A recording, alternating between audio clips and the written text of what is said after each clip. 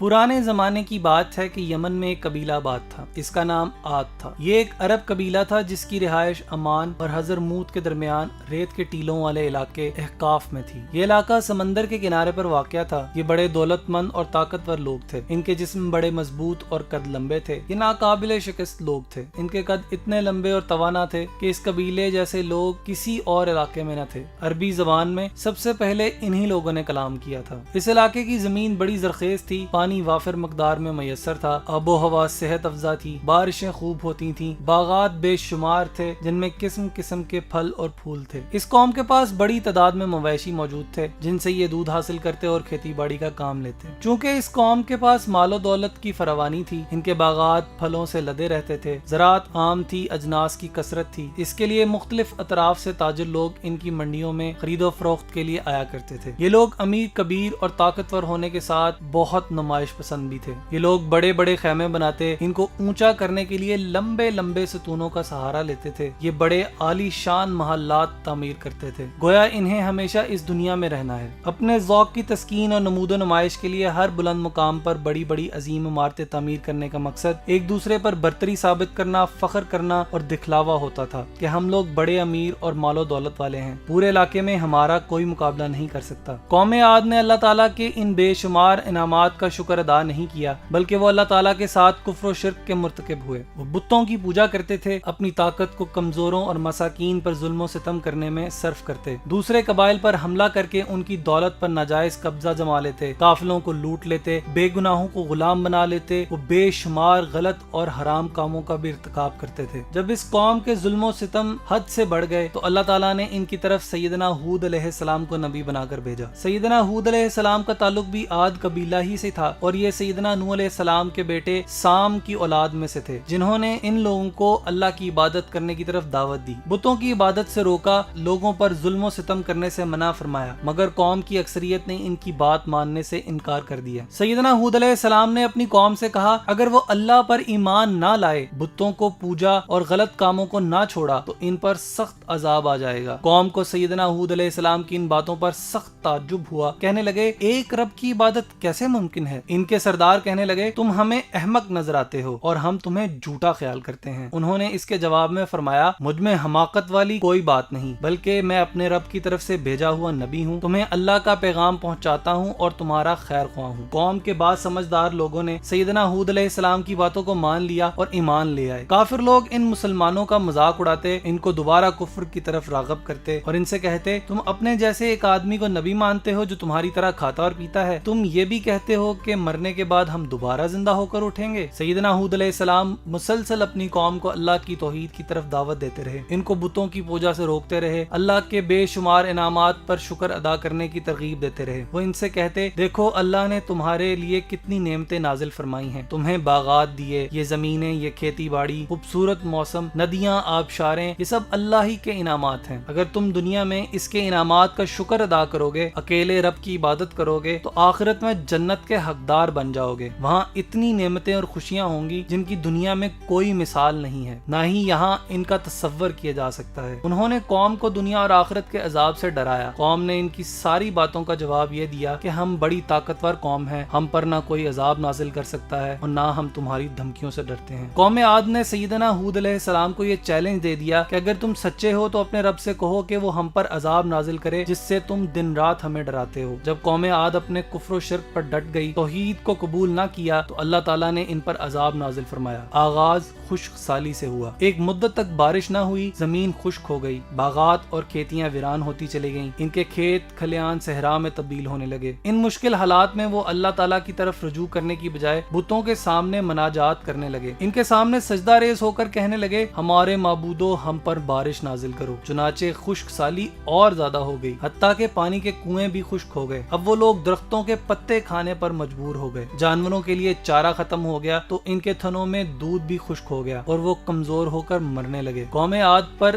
قحط سالی کا یہ عذاب مسلسل 3 سال تک جاری رہا۔ بارش نہ ہونے کی وجہ سے کھیتیاں خشک ہو گئیں، ان کے جانور بھی مر گئے، کھیتوں میں کام کرنے کے لیے کوئی مزدور نہ ملتا تھا۔ وہ کھیتیاں اور باغات جن پر وہ فخر و غرور کرتے تھے دیکھتے ہی دیکھتے صحرا میں تبدیل ہو گئے۔ خود ان کی اپنی یہ کیفیت تھی کہ ان کے بڑے بڑے جسم جو کبھی بڑے طاقتور تھے بھوک کی وجہ سے کمزور اور ناتواں ہو گئے۔ پوری قوم اس قحط سالی سے سخت پریشان تھی۔ ایک دن انہوں نے دیکھا کہ آسمان پر کالے کالے بادل چھا رہے ہیں۔ آپ سب جانتے ہیں کہ کالی گھٹا چھا جائے تو خوب بارش کی امید ہوتی ہے، چنانچہ وہ بہت خوش ہوئے۔ ان کا خیال تھا کہ اب خوب بارشیں ہوں گی، ان کی کھیتیاں دوبارہ ہری بھری ہو جائیں گی اور وہ دوبارہ امیر و طاقتور بن جائیں گے۔ عاد کی توقع کے برعکس یہ بادل بارش برسانے والے نہ تھے، یہ تو اللہ کی طرف سے بھیجا ہوا عذاب تھا جس کا وعدہ سیدنا ہود علیہ السلام نے ان سے کیا تھا۔ اچانک تیز و تند آندھی چلنے لگی جو ان کے خیموں کو اکھاڑتی چلی گئی، ان کے گھر تباہ و برباد ہو گئے۔ آندھی اس قدر تیز و خوفناک تھی کہ حیوانات اس میں اڑتے نظر آتے، جب وہ زمین پر گرتے تو اسی وقت مر جاتے۔ بڑے بڑے درخت جڑ سے اکھڑ گئے۔ جہاں تک اس قوم کے انسانوں کا تعلق تھا، ان کو ہوا کاغذ کے پرزوں کی طرح اٹھاتی اور زمین پر دے مارتی، ان کے سر تن سے جدا ہو جاتے اور وہ کھجور کے تنوں کی طرح بے جان گر پڑتے۔ قوم عاد کے لوگ اس عذاب سے بچنے کے لیے بھاگتے ہوئے گھروں سے نکل پڑے۔ وہ چیخ اور چلا رہے تھے، وہ مختلف سمتوں میں بھاگتے چلے گئے، مگر تیز و تند آندھی ان کا ہر جگہ پیچھا کرتی تھی۔ یہ طوفان 7 راتیں اور 8 دن مسلسل جاری رہا، حتیٰ کہ تمام کافر ہلاک ہو گئے۔ ان کی لاشیں اس طرح بکھری پڑی تھیں کہ جس طرح کھجور کے کھوکھلے تنے ہوں۔ انہیں بعد میں آنے والے لوگوں کے لیے نشان عبرت بنا دیا گیا۔ ان کے محلات، گھر اور خیمے تباہ و برباد ہو گئے، کوئی بھی چیز باقی نہ بچی، کوئی درخت سلامت رہا نہ کوئی جانور زندہ رہا، حتیٰ کہ یہ ہوا غاروں میں داخل ہو کر وہاں چھپے ہوئے کافروں کو بھی باہر نکال لاتی اور پھر ہلاک کر دیتی۔ ان کے مضبوط مکانوں اور پختہ محلات کو مسمار کر دیتی۔ انہیں اپنی قوت اور طاقت پر فخر تھا، وہ کہتے تھے کہ ہم سے زیادہ طاقتور کون ہوگا۔ اللہ تعالیٰ نے ان پر ان سے زیادہ طاقتور ہوا مسلط کر دی۔ ان کے وہ بت جن کی وہ پوجا کرتے تھے اور ان سے مرادیں مانگتے تھے سب کے سب ٹوٹ پھوٹ گئے۔ اس بستی کی حالت یہ ہو گئی کہ اس میں زندگی کے کوئی آثار باقی نہ رہے۔ اللہ تعالیٰ نے اپنے نبی سیدنا ہود علیہ السلام اور ان کے تمام مومن ساتھیوں کو اپنے فضل و کرم سے اس طوفان سے نجات عطا فرمائی۔ اللہ تعالیٰ نے اپنے نبی کے ساتھ وعدہ کیا تھا کہ مومنوں کو کوئی تکلیف نہ پہنچے گی، چنانچہ یہی طوفان جب مومنوں کے پاس سے گزرتا تو ان کے لیے ٹھنڈی ہوا میں تبدیل ہو جاتا، ان کے گھر بھی سلامت رہے اور کسی کا کچھ بھی نقصان نہ ہوا۔ جب تمام کافر ہلاک اور برباد ہو گئے تو آندھی کا طوفان بھی تھم گیا۔ مومن اپنے گھروں سے باہر نکلے تو دیکھا کہ کافروں کے گھر اور باغات تباہ ہو چکے ہیں۔ ان کی زبانوں پر اللہ تعالیٰ کی حمد و ثنا کے کلمات تھے، وہ اللہ کا شکر ادا کر رہے تھے کہ اس نے ان کو سلامت رکھا۔ مومن لوگ سیدنا ہود علیہ السلام کے ساتھ اس علاقے کو چھوڑ کر یمن کے اندرونی حصے میں چلے گئے۔ وہاں انہوں نے اپنے گھر بنائے، کھیتیوں کو آباد کیا اور اپنے شفیق اور رحیم رب کی عبادت میں مشغول ہو گئے۔ انی توکلت علی اللہ ربی و ربکم ما من دابۃ